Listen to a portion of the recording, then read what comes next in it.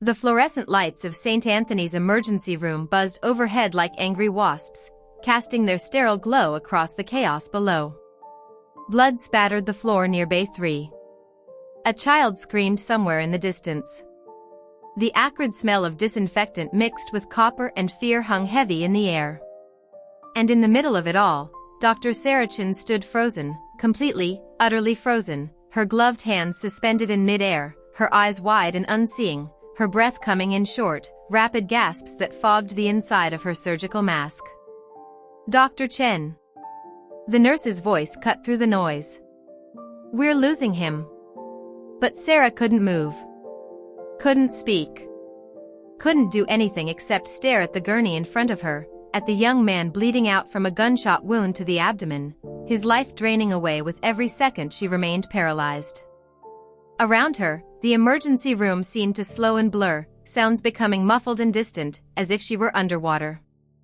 The beeping of monitors transformed into something else, something that made her chest tighten until she thought her ribs might crack. What the hell is wrong with her? Dr. Marcus Rodriguez pushed past Sarah, taking over without hesitation. His hands moved with practiced precision, applying pressure, barking orders. "Someone get her out of here. Now."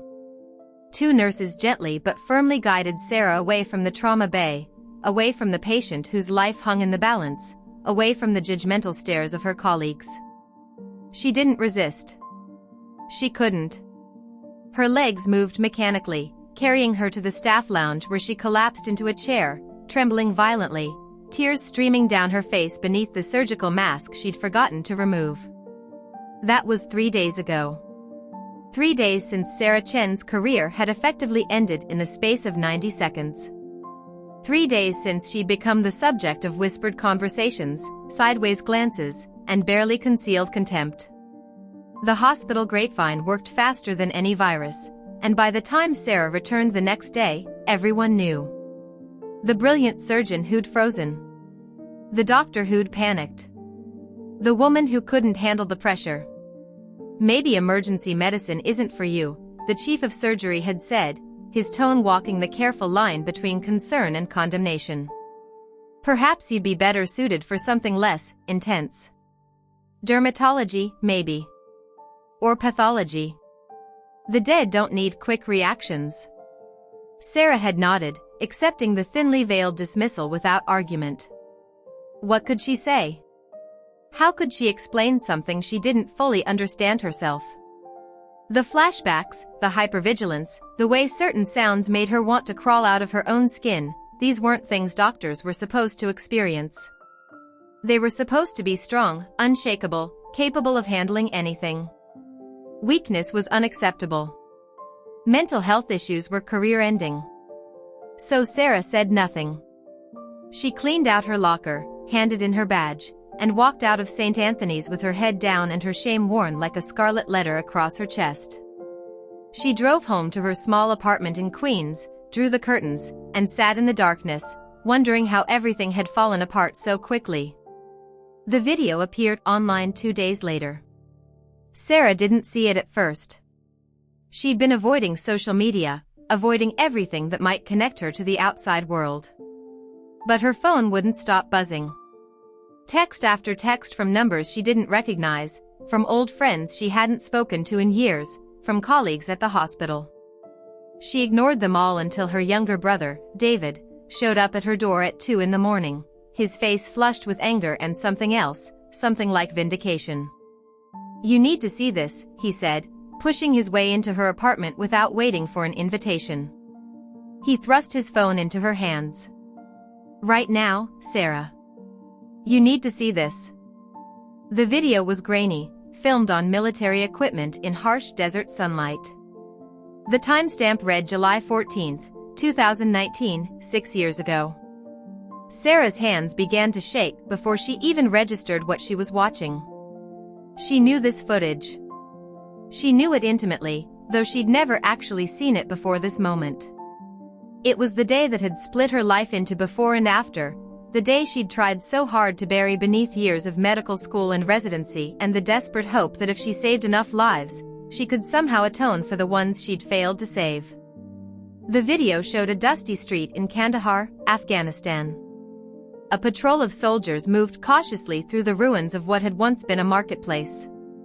The camera was mounted on someone's helmet, capturing everything with the jerky, immediate quality of combat footage. Voices crackled over the radio, tense but professional. And there, moving among the soldiers with a red cross on her vest, was Captain Sarah Chen, U.S. Army medic, 24 years old and 6 months into her deployment. David sat beside her on the couch, his presence solid and grounding. "Keep watching," he said quietly. The whole thing just went viral. 6 million views in 12 hours. On the screen, the patrol turned a corner. An explosion rocked the street, an IED hidden in the rubble. The camera jerked wildly, then steadied. When the dust cleared, 3 soldiers were down. The footage showed Captain Chen racing toward them, her medical bag already in her hands, her movements sure and swift despite the continued gunfire pinging off nearby walls. "Man down! Man down," someone shouted. "We need a medevac now." Sarah watched herself, her younger self, drop to her knees beside the first soldier. He was barely more than a kid, 19 maybe, his face pale with shock, his leg nearly severed below the knee. The video captured everything in brutal detail, the way she applied the tourniquet, the way she moved to the second soldier even while enemy fire intensified, the way she refused to take cover even when ordered to do so. "Chen, get down," the squad leader yelled. "That's a goddamn order." But Captain Chen didn't get down. She moved to the third soldier, the one who'd taken shrapnel to the abdomen. Her hands worked frantically, applying pressure, inserting an airway, calling for supplies. The firefight raged around her. Bullets kicked up dust at her feet. And she never stopped working, never stopped fighting to keep her soldiers alive. The video quality deteriorated as smoke filled the street. Voices overlapped, urgent and desperate. Then came the sound that Sarah heard in her nightmares every single night, the distinctive whine of an incoming mortar round. On the screen, someone tackled Captain Chen, throwing her to the ground just as the explosion hit. The camera went dark for several seconds. When it came back, the scene was one of devastation. The third soldier, the one with the abdominal wounds, was dead. He died while Sarah was being pulled to safety, died in the seconds she wasn't working on him, died because she'd been forced to prioritize her own survival over his life. 20-year-old specialist Marcus Webb from Chattanooga, Tennessee, who'd shown her pictures of his baby daughter the night before, who'd planned to go to nursing school when his deployment ended, who died while Sarah lived. Sarah turned away from the phone, her stomach churning. "Why are you showing me this?" "Because someone posted it with context," David said. He took the phone back and scrolled down to the description beneath the video. "Listen to this. Captain Sarah Chen, U.S. Army medic, received the Bronze Star with valor for her actions on this day. Despite intense enemy fire, she saved 2 lives and refused to leave her post until all casualties were evacuated. She completed her tour of duty and went on to medical school, becoming an emergency room physician. 3 days ago, she froze during a trauma case and was subsequently forced to resign from St. Anthony's Hospital in New York. This video is being shared to show the truth about PTSD and the impossible burden we place on our veterans and healthcare workers to be superhuman. Captain Chen is a hero who needs help, not condemnation." Sarah's vision blurred with tears. "Who posted this? Does it matter?" David's voice was gentle now. "It's out there, Sarah. The whole story is out there. And people are furious about what happened to you at the hospital." He wasn't exaggerating. Over the next 24 hours, Sarah's phone became unusable from the volume of incoming messages. The video had been picked up by major news outlets. Veterans organizations were sharing it. Mental health advocates were using it as a rallying cry. And perhaps most surprisingly, her colleagues, the same people who'd whispered about her weakness, were now speaking out in her defense. Dr. Rodriguez, the attending who'd pushed her aside in the ER, posted a long statement on his social media. I owe Dr. Chen an apology. We all do. I didn't know her history. I didn't know what she'd survived, what she'd sacrificed. But even if I had known, it wouldn't excuse my reaction. We've created a culture in medicine where asking for help is seen as failure, where mental health is stigmatized, where we expect our doctors to be machines instead of human beings. Dr. Chen is one of the finest physicians I've ever worked with. She deserves better than what we gave her. The comments section beneath the video told 1,000 similar stories. Veterans who'd frozen during fireworks displays. Paramedics who'd had panic attacks after particularly brutal calls. Doctors who'd struggled in silence, terrified of losing their licenses if they admitted to PTSD or depression or anxiety. Sarah read them all, feeling simultaneously exposed and less alone than she'd felt in years. But it was the message from Specialist Webb's daughter, now 6 years old, that broke her completely. Her mother had seen the video and wanted Sarah to know that they'd never blamed her, had always known she'd done everything possible, had named their second daughter Sarah in her honor. The message included a photo, 2 little girls with bright smiles, holding a sign that read, "Thank you for trying to save our daddy." Sarah clutched her phone to her chest and sobbed in a way she hadn't allowed herself to sob since leaving Afghanistan. She cried for Marcus Webb, for the young man in the ER, for every patient she'd lost and every second she'd been frozen by trauma she didn't know how to process. She cried for the part of herself that had stayed in that dusty street in Kandahar, still trying to save a life that was already gone.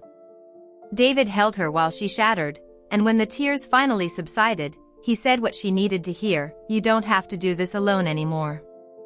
The call from St. Anthony's came the next morning. It was the hospital administrator, her voice carefully neutral. "Dr. Chen, we'd like to meet with you to discuss the situation." Sarah almost laughed. The situation. As if 6 years of untreated PTSD could be summed up so clinically. But she agreed to the meeting, mostly because David insisted, and showed up at the hospital's administrative offices the following day wearing jeans and a sweater instead of her usual scrubs. She was done trying to be what they wanted her to be. The conference room was full. The chief of surgery was there, looking uncomfortable. Dr. Rodriguez was there, his expression earnest. The hospital administrator, the chief of psychiatry, and several board members filled the remaining seats.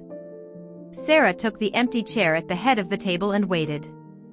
The administrator cleared her throat. "Dr. Chen, first, I want to apologize on behalf of the hospital for how we handled your situation. We failed you, both in the immediate aftermath and in creating an environment where you felt you couldn't seek help." Sarah said nothing. She'd learned in the military that silence was often more powerful than words. The chief of surgery spoke next. "We'd like to offer you your position back, along with a comprehensive support program. We're implementing new policies for all staff regarding mental health, mandatory counseling for anyone involved in traumatic cases, and we're working with veterans organizations to better understand and accommodate PTSD." "That's good," Sarah said quietly. "Those things should have existed already, but it's good that you're implementing them now. We'd like you to be part of that process," the psychiatry chief added. "Your experience, both military and medical, makes you uniquely qualified to help us build something meaningful." Sarah looked around the table at their earnest faces, their carefully prepared statements, their obvious hope that she would make this easy for them. Part of her wanted to refuse out of spite, to let them sit with the consequences of their failure. But a larger part, the part that had spent 6 years trying to save lives as penance for the one she couldn't save, knew that her experience could prevent others from suffering the way she had. "I'll come back," she said finally. "But not as an attending. I need time to work through this properly, with professional help. I'll work part-time, and I want to develop training programs for recognizing and responding to PTSD in medical staff. I also want to speak publicly about this, to help end the stigma." The relief in the room was palpable. They agreed to her terms readily, perhaps too readily, but Sarah didn't care. This wasn't about them anymore. It was about the next veteran who became a doctor, the next healthcare worker who experienced trauma, the next person who froze in the face of triggers they didn't understand. The young man from the ER, the gunshot victim who'd been her breaking point, survived. Dr. Rodriguez had saved him, had done what Sarah couldn't do in that moment. But when he was stable enough for visitors, he asked to see her. His name was James Morrison, 22 years old, caught in the crossfire of a gang shooting while walking home from his job at a grocery store. He was sitting up in his hospital bed when Sarah entered, his dark eyes tracking her movement with the wariness of someone who'd learned not to trust easily. "They told me you're the doctor who froze," he said without preamble. "The one who had a breakdown while I was dying." Sarah stopped at the foot of his bed. "Yes. I'm sorry." "Sorry for what?" James's voice was sharp. "Sorry you freaked out, or sorry I got shot?" "Both," Sarah said honestly. "You deserved a doctor who could help you without hesitation." "I wasn't that doctor in that moment." James studied her for a long moment. "You know what I remember? Right before I passed out, I remember you looking at me. And you weren't seeing me, you were seeing something else. Something that scared you more than anything I've ever seen scare anybody. I thought maybe you'd lost someone, the way you looked." "I did," Sarah said softly. "A long time ago, in circumstances similar to yours. I thought I'd dealt with it, but trauma doesn't work that way." "No," James agreed, his expression softening. "It doesn't. I've been shot before, you know. 2 years ago. Different hospital, different doctors. And I'll probably get shot again, the way things are in my neighborhood. Every time I hear certain sounds, I'm back in that moment. Sometimes I can handle it. Sometimes I can't." He paused. "What I'm saying is, I get it. And if the lady who saved my boys in Afghanistan couldn't be the one to save me, that's okay. Someone else did. And you're still here, trying to fix what's broken. That takes guts." Sarah felt something loosen in her chest, some knot of guilt she'd been carrying since that day in the ER. James Morrison's forgiveness didn't erase what had happened, but it reminded her that healing was possible, that mistakes didn't have to define a person forever. "Thank you," she said, and meant it more deeply than he could possibly know. The months that followed were neither easy nor simple. Sarah started therapy, real therapy, with a psychologist who specialized in combat-related PTSD. She learned about triggers and coping mechanisms and the way trauma lives in the body, waiting for the right combination of sensory input to drag you back to the worst moments of your life. She learned that the sound of certain monitors in the ER mimicked the sound of incoming mortar fire, that the smell of blood and disinfectant mixed together took her straight back to Kandahar, that her brain had been trying to protect her the only way it knew how, by shutting down completely. She returned to St. Anthony's part-time, working alongside Dr. Rodriguez and slowly rebuilding her confidence. She developed training programs for staff on recognizing signs of PTSD and other mental health issues in themselves and their colleagues. She spoke at medical schools and veterans conferences, telling her story again and again, each time finding it a little easier to bear the weight of her own vulnerability. The video that had exposed her breakdown eventually faded from viral status, replaced by the next crisis, the next scandal, the next moment of collective outrage. But its impact lingered in the policies it changed, the conversations it started, the lives it saved by making it just a little bit safer to admit that even heroes need help sometimes. Sarah kept a photo from that video on her desk at the hospital, not of herself, but of specialist Marcus Webb, taken a few days before he died. In it, he was smiling, holding up a peace sign for the camera, his whole life ahead of him. She looked at it every day before her shift, a reminder of why she'd become a doctor in the first place, and why she couldn't let fear, even justified fear, keep her from trying to save the lives she could save. One afternoon, about 8 months after the video had first appeared online, Sarah was in the ER when a young woman was rushed in, a veteran judging by the tattoo visible on her arm, the same unit insignia Sarah had worn in Afghanistan. The woman was in respiratory distress, panicking, fighting against the oxygen mask the paramedics were trying to secure. No, the woman gasped. No, get it off, get it off. Sarah recognized the panic immediately, not medical distress, but psychological. Something about the oxygen mask was triggering her. Sarah moved closer, keeping her voice calm and level. Hey, I see you, she said, making sure the woman could see her unit insignia pin on her badge. I've been there. I know this feels wrong, but I need you to trust me. We're going to help you breathe, but we can do it your way. Can you tell me what's scaring you? The woman's eyes locked onto Sarah's pin. The smell, she choked out. It smells like burning plastic, Sarah finished. Like the masks we wore during chemical attack drills. I know. We're going to switch you to a different kind of mask, one that doesn't smell like that. Is that okay? The woman nodded frantically, tears streaming down her face. Sarah worked quickly, coordinating with the respiratory therapist to use a different oxygen delivery system, one that wouldn't trigger the woman's trauma response. Within minutes, the veteran was breathing easier, the panic subsiding as her oxygen levels stabilized.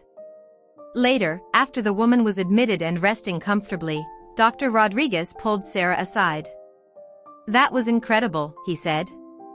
I didn't even consider that the mask itself might be the problem. I would have just sedated her. A year ago, I wouldn't have considered it either, Sarah admitted. But now I know what it looks like when someone's fighting their own brain instead of their medical condition. The signs are there if you know how to look. You should be teaching this, Rodriguez said. Seriously. Not just here, but everywhere. How to recognize trauma, how to respond to it, how to create environments where people feel safe enough to ask for help before they break completely. Sarah considered this, thinking about all the stories she'd heard since her video went viral, all the veterans and first responders and healthcare workers who'd suffered in silence because they didn't know that what they were experiencing had a name and a treatment. She thought about Marcus Webb's daughters, growing up without their father. She thought about James Morrison, surviving his shooting but carrying the weight of trauma that would follow him for years. She thought about the young veteran who'd panicked over an oxygen mask, and how easily that situation could have been mishandled by someone who didn't understand.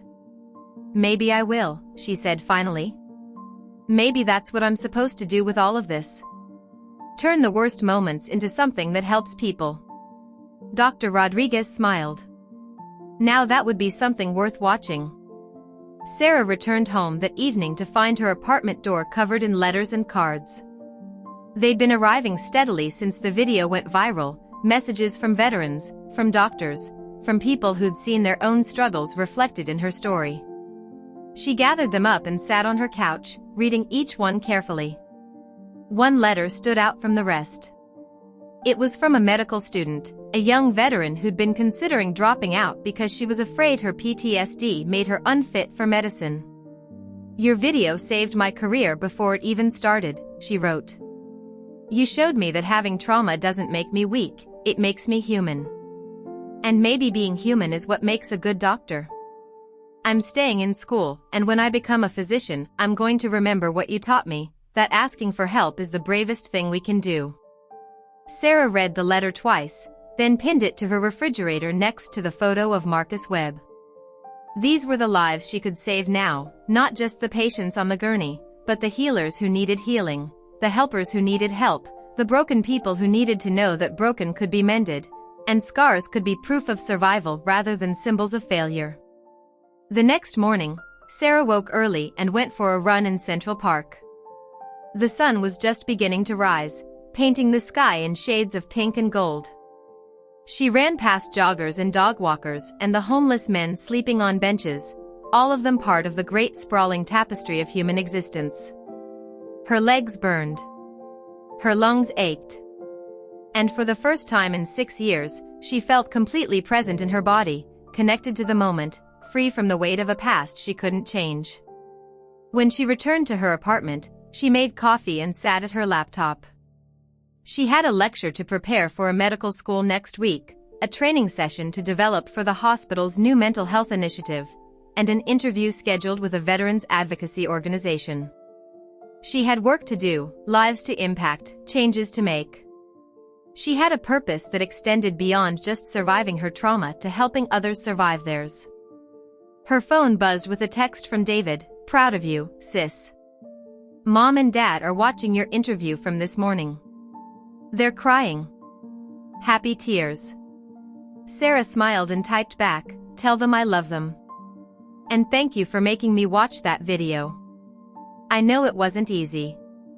"Nothing about this has been easy," David responded. "But you're doing it anyway.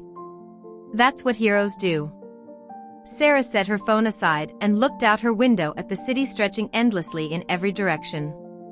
Somewhere out there, someone was fighting their own battle with trauma, convinced they were alone, certain they were weak, afraid to ask for the help that could save them. She couldn't reach all of them. She couldn't save everyone. But she could tell her story, and maybe that story would reach someone who needed to hear it. Maybe that was enough. Maybe that was everything. 6 years ago, Captain Sarah Chen had frozen in a dusty street in Afghanistan, unable to save a young soldier's life despite her best efforts. 3 days ago, no, 8 months ago now, Dr. Sarah Chen had frozen in an emergency room, overwhelmed by trauma she hadn't known she was carrying. But today, right now, Sarah Chen was moving forward, one step at a time, carrying her scars like badges of honor and her failures like lessons learned. She wasn't perfect. She wasn't fixed. She might never be healed in the way people imagined healing to work. But she was here, alive, fighting, and that had to count for something. That had to be enough. And as she sat at her laptop and began typing out her lecture notes, Understanding PTSD in Healthcare Settings, Why Our Heroes Need Help, Sarah felt something she hadn't felt in a very long time. Not happiness exactly, but something close to it. Something that felt like peace, or maybe just the possibility of peace, which was sometimes the best that anyone could hope for. The story of the doctor who froze would follow her forever. But it would no longer define her. Instead, it would become part of a larger narrative, the story of a woman who broke, and then found the courage to put herself back together, not in secret but in full view of the world, so that others might see that breaking isn't the end of the story. Sometimes it's just the beginning of a new chapter. If this story resonated with you, if you've experienced trauma, or know someone who has, or simply believe that our heroes deserve better than suffering in silence, I'd love to hear from you in the comments. Share your thoughts, your own experiences if you're comfortable, or just let me know that you were here. Stories like Sarah's matter because they remind us that we're not alone in our struggles. And if this story helped you in any way, consider liking this video and subscribing to the channel. There are more stories to tell, more conversations to have, and more lives to touch. Together, we can create a world where asking for help isn't seen as weakness, but as the courageous act it truly is. Thank you for being here, for listening, and for being part of this community.